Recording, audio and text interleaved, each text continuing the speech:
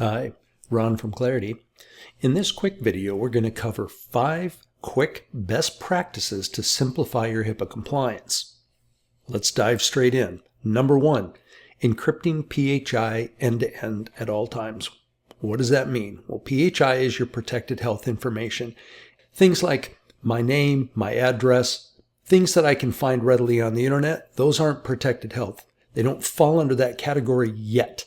But if I were to say throw something like type 2 diabetes or herpes or any kind of diagnosis or medication tied to that name, it then becomes PHI. So anything that ties a condition to a name becomes PHI.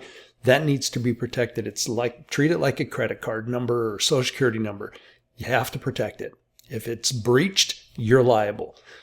Protecting end-to-end means that instead of just storing and doing tokenization, which we do, and sometimes we do both, we create the entire platform, the website, the portal, the commerce, the checkout, the dashboard, everything end-to-end in a HIPAA environment, fully encrypted, both in transit and at rest.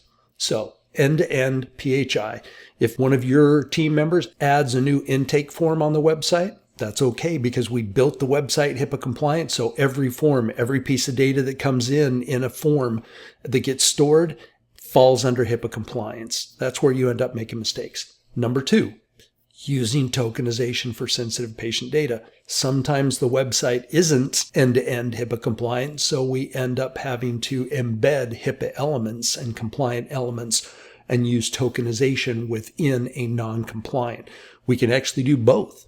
You could have a HIPAA compliant site, but then determine you don't want to store diagnoses and some of the more secure data. And so you still want to tokenize that and put that up in a HIPAA vault, like a Clarity HIPAA tokenization vault.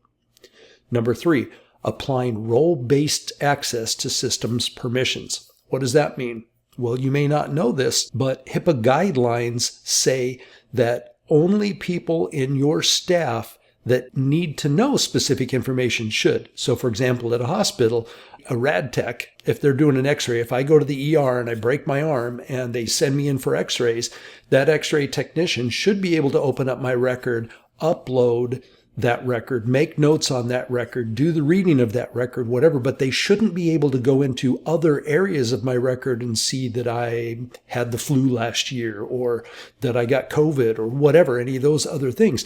They should be separated out and scoped back to only what they should know.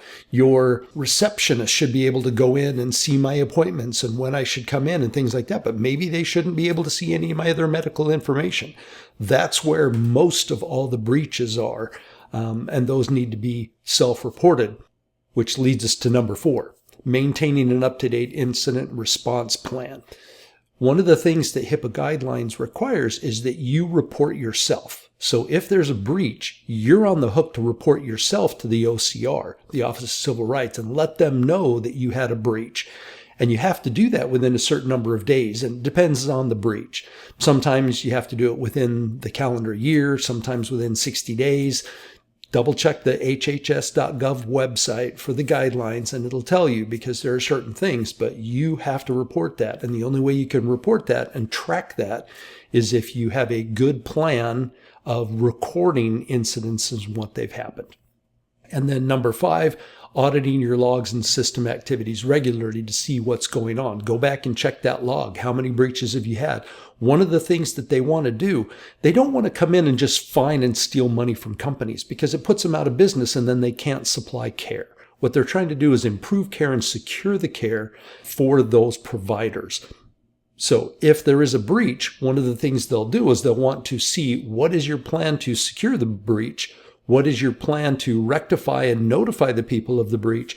And have you taken measures to prevent that breach in the future? So regularly auditing your logs, checking those activities, and ensuring that you're continuously reviewing and improving on those guidelines to improve adherence. That's what keeps you out of court. That's what keeps you out of the big fines.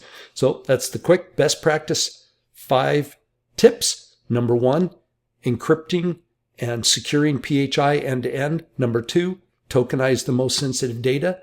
Number 3, a role-based secure system. Number 4, maintaining an up-to-date incident response plan. And number 5, continuously auditing your logs and your activities. Thanks for watching. We'll catch you in the next one.